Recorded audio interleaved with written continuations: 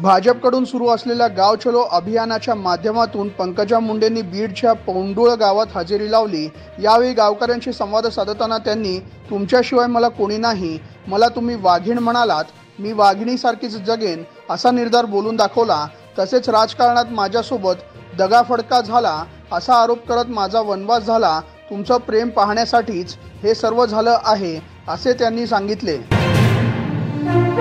भारताचा यशस्वी कर्णधार महेंद्रसिंग धोनीची 7 नंबरची जर्सी सर्वांनाच माहिती आहे। आता याबाबत धोनीने मोठा खुलासा केला आहे। मी पृथ्वीवर पाऊल ठेवण्यासाठी माझ्या आईवडिलांनी 7 जुलै 1981 हा दिवस ठरवला होता। मी 7व्या महिन्यातील 7व्या दिवशी जन्मलो। 1981 हे वर्ष होतं। 8 मधून 1 हा अंक वजा केला तर 7 हे उत्तर येतं, म्हणून मी 7 नंबरची जर्सी निवडली असे धोनीने सांगितले। एका माध्यमाला दिलेल्या मुलाखतीत छगन भुजबळांनी मराठा समाजाची मागील दाराने होत असलेली ओबीसी आरक्षणात होणारी घुसखोरी रोखणार असल्याचे म्हटले। मराठा आरक्षणाला स्वतंत्र आरक्षण देण्यास आमचा विरोध नाही, पण मराठा समाजाची 16 ते 20% अधिक नसणारी मते मिळवण्यासाठी सरकार हतबल झाले। मराठा समाजाला ओबीसी मध्ये आरक्षण हेच आमचे दुखणे असून ते आम्ही होऊ देणार नाही असा निर्धार त्यांनी मुलाखतीत बोलून दाखवला। नियोजित वेळेच्या आतमध्येच भारत जोडो न्याय यात्रेचा काँग्रेसकडून शेवट केला जाऊ शकतो। लोकांशी जास्तीत जास्त संवाद साधत यावा यासाठी यात्रेचा वेळ कमी केला जाऊ शकतो असे काँग्रेसकडून सांगण्यात आले। 20 मार्चला संपणारी ही यात्रा 10 ते 14 मार्च दरम्यान संपण्याची शक्यता आहे। ही यात्रा आता पश्चिम उत्तर प्रदेशमध्ये न जाता लखनौवरून अलीगड आणि आग्रा अशी जाईल। मुंबईत या यात्रेचा शेवट होणार आहे। काँग्रेसचे नेते अशोक चव्हाण भाजपात जाणार असल्याची चर्चा सुरू आहे। याबाबत देवेंद्र फडणवीस यांना विचारण्यात आले, त्यावर फडणवीस म्हणाले, काँग्रेसमधील अनेक नेते अस्वस्थ आहेत, अनेक नेते आमच्या संपर्कात आहेत, ते लवकरच भाजपमध्ये प्रवेश करतील, शिवाय आगे आगे देखो होता है क्या असे सूचक वक्तव्य त्यांनी केले। दरम्यान मुंबईतील भाजप कार्यालयात नगरसेवकांचा पक्षप्रवेश पार पडला, यावेळी ते बोलत होते। काँग्रेस नेते अशोक चव्हाण यांनी राजीनामा दिला आहे। आता यावर संजय राऊत यांनी केलेल्या ट्विटची चर्चा होत आहे। अशोक चव्हाण भाजपवासी झाले, विश्वास बसत नाही, कालपर्यंत ते सोबत होते, चर्चा करीत होते, आज गेले। एकनाथ मिंदे व अजित पवार यांच्याप्रमाणे चव्हाण सुद्धा आता काँग्रेसवर दावा सांगून हातचिन्ह मिळवणार काय आणि निवडणूक आयोग त्यांना ते देणार काय? आपल्या देशात काहीही घडू शकते असे राऊतांनी ट्विट केले। गेल्या काही दिवसांपासून रणबीर कपूरच्या आगामी रामायण चित्रपटाची चर्चा रंगली आहे। या चित्रपटात अमिताभ बच्चन झळकणार असल्याचे बोलले जात आहे। यात ते राजा दशरथ यांची भूमिका साकारणार असल्याची चर्चा आहे। मार्च 2024 रोजी या चित्रपटाच्या चित्रीकरणाला सुरुवात होईल। या चित्रपटात यश, सनी देओल, लारा दत्ता, साई पल्लवी आणि रकुल प्रीत सिंह हे मुख्य भूमिकेत दिसणार आहेत। हा चित्रपट 2025च्या दिवाळीत रिलीज होईल। माजी मुख्यमंत्री उद्धव ठाकरे यांनी काल छत्रपती संभाजीनगर येथे बोलताना भाजपवर निशाणा साधला। अशोक चव्हाण लवकरच भाजपत प्रवेश करणार आहेत अशी चर्चा सुरू असताना ठाकरेंनी आदर्श घोटाळ्याचा उल्लेख केला। तसेच भ्रष्टाचार लपवण्यासाठी हा निर्णय घेतला गेला असावा। भ्रष्टाचार करणाऱ्यांना भाजपमध्ये प्रवेश हीच मोदी यांची गॅरंटी आहे आणि काँग्रेसमुक्त घोषणा देणारा भाजप आता काँग्रेस व्याप्त झाला आहे असे ठाकरे म्हणाले। अशोक चव्हाण यांनी काँग्रेसला सोडचिठ्ठी दिल्यानंतर काँग्रेस प्रदेशाध्यक्ष नाना पटोलेंनी ट्विट करत कोण कशासाठी कुठे जात आहे हे जनता उघड्या डोळ्याने पाहत आहे अशी प्रतिक्रिया दिली आहे। काँग्रेस पक्षाने अनेक नेत्यांना खूप काही दिले आहे। आज काँग्रेस पक्ष संविधान आणि लोकशाही वाचविण्याची लढाई लढत असताना सर्व काही मिळालेले नेते काँग्रेस पक्षाला सोडून जात आहेत, हे दुर्दैवी आहे असे पटोले म्हणाले।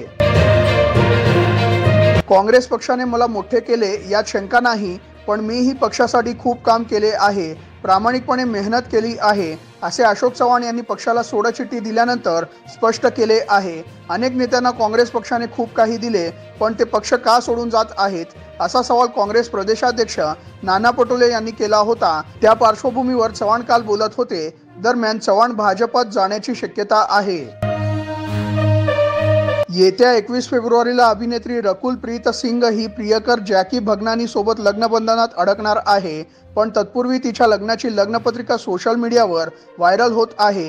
निळ्या आणि पांढऱ्या रंगाच्या थीमवर ही पत्रिका तयार करण्यात आली आहे। तर पत्रिकेच्या दुसऱ्या पानावर लग्नाची तारीख देण्यात आली। ते दोघे गोव्यात लग्न करणार आहेत। लग्नानंतर ते 22 फेब्रुवारीला मुंबईत ग्रँड रिसेप्शन पार्टी देतील। काँग्रेस नेते अशोक चव्हाणांनी राजीनामा दिल्यावर यावर आता आमदार सत्यजित तांबेंनी प्रतिक्रिया दिली आहे। महाराष्ट्रातील काँग्रेसची स्थिती पाहून मनाला खूप वेदना होत आहेत। ज्या संघटनेसाठी मी आयुष्याचे 22 वर्ष तन मन धनाने दिले त्याची ही हालत पाहून अस्वस्थ झालोय। खूप काही बोलायचे आहे पण बोलणार नाही असे तांबे यांनी म्हटले आहे। यावरून आता सत्यजित तांबेंच्या मनात ही खदखद असल्याचे स्पष्ट होत आहे। बिहारचे मुख्यमंत्री नितीश कुमार यांच्या सरकारने काल विधानसभेत विश्वासदर्शक ठराव जिंकला आहे। नितीश यांनी भाजपसोबत सरकार स्थापन केल्यानंतर त्यांना काल फ्लोअर टेस्टसाठी आमंत्रित करण्यात आले होते।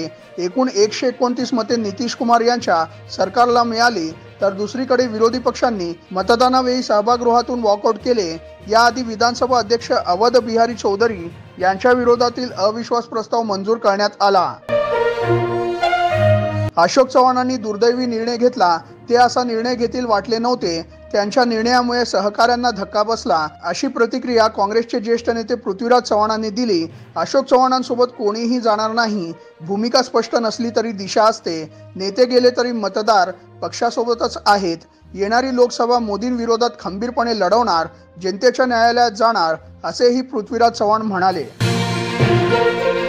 अशोक चव्हाण यांनी काँग्रेसला रामराम ठोकला आहे। त्यानंतर ते भाजपकडून राज्यसभेवर जाणार असल्याची चर्चा आहे।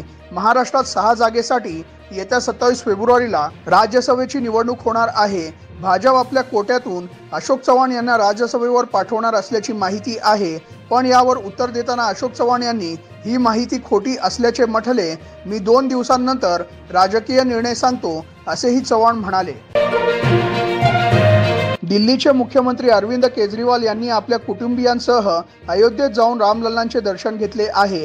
यावेळी त्यांच्यासोबत पंजाबचे मुख्यमंत्री भगवंत मान व त्यांच्या कुटुंबियांनीही रामलल्लाचे दर्शन घेतले। आई वडील व पत्नीसह अयोध्येला पोहोचल्यानंतर मला रामलल्लाचे दिव्य दर्शन घेण्याचे भाग्य लाभले। देशाच्या प्रगतीसाठी आणि सर्व मानवतेच्या कल्याणासाठी प्रार्थना केली, असे केजरीवाल म्हणाले। अशोक चव्हाणांचा राजीनामा धक्कादायक आहे। अचानक असा निर्णय का घेतला याची मला कल्पना नाही, अशी प्रतिक्रिया विरोधी पक्षनेते विजय वडेट्टीवारांनी अशोक चव्हाणांच्या राजीनाम्यावर दिली। अशोक चव्हाणांसोबत मी 2007 पासून तब्बल 16 वर्ष काम करत आहे। माझे त्यांच्याशी फार सलोख्याचे संबंध आहेत। त्यामुळे मी देखील त्यांच्यासोबत जाण्याची चर्चा आहे, पण यामध्ये तथ्य नाही, असे स्पष्टीकरणही यावेळी वडेट्टीवारांनी दिले।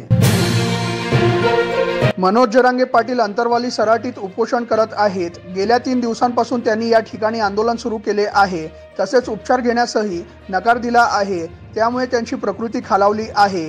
त्यातच काल काही महिलांनी त्यांना पाणी पिण्याची विनंती केली, पण जरांगेंनी नकार दिला। यानंतर महिलांच्या डोळ्यात अश्रू तरळले। मात्र जरांगे महिलांवर चिडले आणि सर्वांना तिथून निघून जाण्यास सांगितले। माजी मुख्यमंत्री अशोक चव्हाण यांनी काँग्रेस पक्षाच्या सदस्यत्वाचा राजीनामा दिला आहे। त्यानंतर काँग्रेसचे काही आमदार त्यांच्या संपर्कात असल्याची चर्चा रंगली आहे। आता काँग्रेस पक्षाने 14 तारखेला सर्व आमदारांना मुंबईत हजर राहण्याचे आदेश दिले आहे। या ठिकाणी सर्व आमदारांची बैठक घेण्यात येणार आहे। या बैठकीत किती आमदार काँग्रेससोबत राहणार आहे या विषयावर चर्चा होणार असल्याची माहिती आहे। केंद्रीय गृहमंत्री अमित शहा 15 फेब्रुवारीला महाराष्ट्र दौऱ्यावर येणार आहेत। शहांच्या दौऱ्यावेळी अशोक चव्हाण हे भाजपमध्ये प्रवेश करणार असल्याची शक्यता व्यक्त केली जात आहे। तसेच इतर काही नेतेही अमित शहांच्या उपस्थितीत पक्षप्रवेश करणार असल्याची माहिती आहे। त्यामुळे शहांच्या दौऱ्याकडे सर्वांचेच लक्ष लागले आहे। अशोक चव्हाण यांच्या संपर्कात काँग्रेसचे 10 ते 15 आमदार असल्याची माहिती आहे।